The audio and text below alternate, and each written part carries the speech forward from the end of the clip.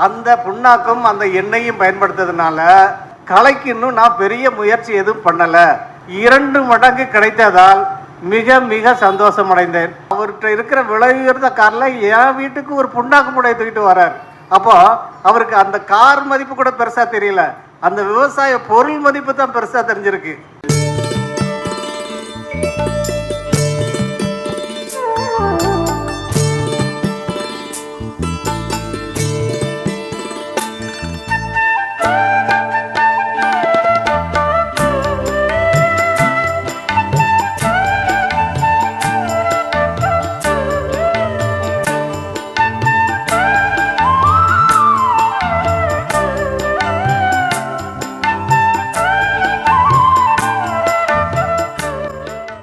ஐயாட்ட ஏற்கனவே 2 தடவை வாங்கி பயன்படுத்திட்டேன், நல்ல சக்ஸஸும் கிடச்சிருச்சு. இது 3ஆவது தடவை இன்னைக்கு நான் இப்போ ஆரம்பிச்சிருக்கேன். நான் ஏற்கனவே எனக்கு 2 தடவை கிடைச்ச அனுபவத்தை உங்கள்கிட்ட சொல்கிறதுக்காக வந்திருக்கேன். எனக்கு அதுக்கு முன்னாடி 75 கிலோ மூடை 20 மூடை நான் எடுத்தவன். இந்த தடவை ஐயா கொடுத்த உரங்களையும் எண்ணெய்களையும் பயன்படுத்தி நான் 40 மூடை அதில் மகசூல் எடுத்தேன். இது எனக்கு 2 மடங்கு கிடைத்ததால் மிக மிக சந்தோஷம் அடைந்தேன். அதுக்கு சாட்சியாக ஒரு ஊத்துமலையிலேருந்து நம்ம மாதிரி நண்பர் ஒருத்தரையும் கூட்டிகிட்டு வந்திருந்தார். ஏன்னா வாங்கி பயன்படுத்தவனா உரத்தை கொடுத்தது ஐயா.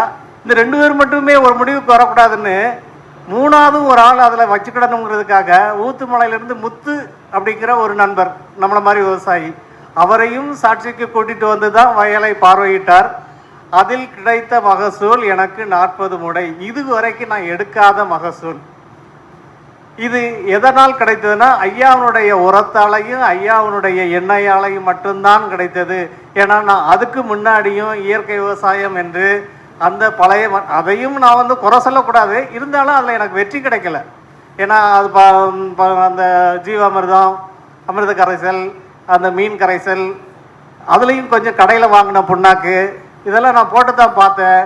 ஆனாலும் எனக்கு கிடைச்சது இதில் பாதி தான்.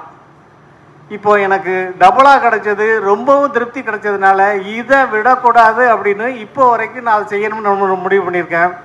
இந்த வட்டம் ஐயா இதுக்கு முன்னாடி நீ 4 டோஸ் தான் கொடுத்த, இனிமேல் 6 டோஸாக கொடுத்து பாரு, உனக்கு அதையும் காட்டிலும் நல்ல விளைச்சல் கிடைக்கும்னு என்னையே இந்த வாட்டி 6 டோஸ் கொடுக்கறது மாதிரி எனக்கு அவங்க ஒரு டேபிள் போட்டு கொடுத்துருக்காங்க, ஒரு கால அளவு போட்டு கொடுத்துருக்காங்க.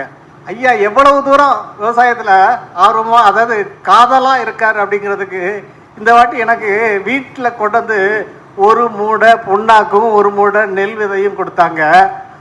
விலை மதிப்பு மிகுந்த காரில் நம்ம கூட நம்மளுடைய சொந்த காரை உரத்துக்காகவும் இந்த விவசாய பொருளுக்கு பயன்படுத்துறதுக்கும் உபயோகப்படுத்த மாட்டோம். ஒரு ஆட்டோவோ ஒரு 2 வீலரோ அல்லது வேறு எதுலையாவது வச்சு கொண்டு வர பார்ப்போமே ஒழிய, அவர்கிட்ட இருக்கிற விலை உயர்ந்த காரில் என் வீட்டுக்கு ஒரு புண்ணாக்கு முடைய தூக்கிட்டு வர்றார்.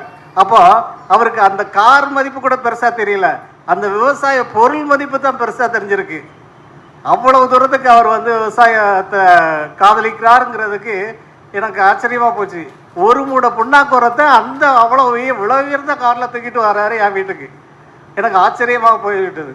ஆனால் என் அனுபவத்தில் அந்த புண்ணாக்கும் அந்த எண்ணெயும் பயன்படுத்துறதுனால அந்த தண்ணி மேலே ஒரு கட்டத்தில் ஒரு 15 நாள் 20 நாளைக்கு பிறகு ஒரு எண்ணெய் படலம் மாதிரி மிதக்குது.